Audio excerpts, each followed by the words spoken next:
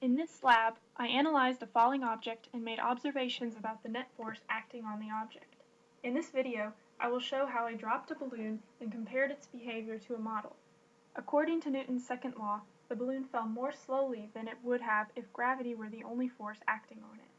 So I concluded that some force, namely drag force or air resistance, was also present. To begin the experiment, I took a video of a balloon falling from rest. I used tracker software to analyze the video. I chose the center of mass for each frame, and tracker output a list of time and position data.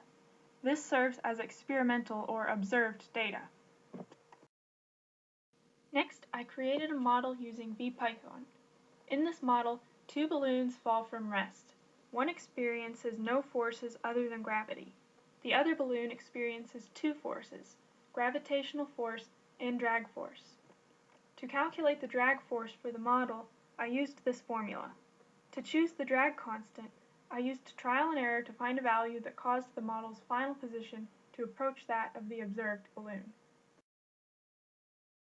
Finally, I compared and analyzed the data. The balloon fell at an inconstant rate, as seen in this graph of observed velocity. This was due to my error in choosing the center of mass, and probably also due to a draft or other minor factors which are not taken into account in this lab. Despite the inconsistencies here, we can still make some conclusions about the motion. This is a graph of the observed position and the predicted position. The object should follow the blue trajectory if the only force acting is gravity. However, it's clear that the observed data follow much more closely to the green trajectory, which is experiencing both gravity and drag. So, we can see that gravity is not the only force acting on the balloon. I examined the data to see if the model demonstrates terminal velocity. This is a graph of the model's velocity when experiencing drag. Zooming in on the curve, it is clear that the velocity approaches a distinct terminal velocity. As the velocity increases, the magnitude of the drag force approaches the magnitude of the gravitational force. The net force in this case is equal to the gravitational force plus the drag force. Because they are in opposite directions, net force approaches zero. Therefore, momentum becomes constant. What if the object was thrown downward rather than dropped?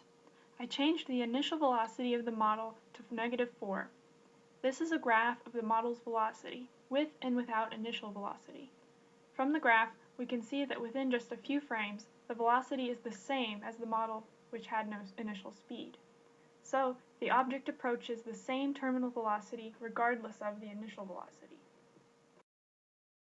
In conclusion, the motion of the ball demonstrates Newton's third law.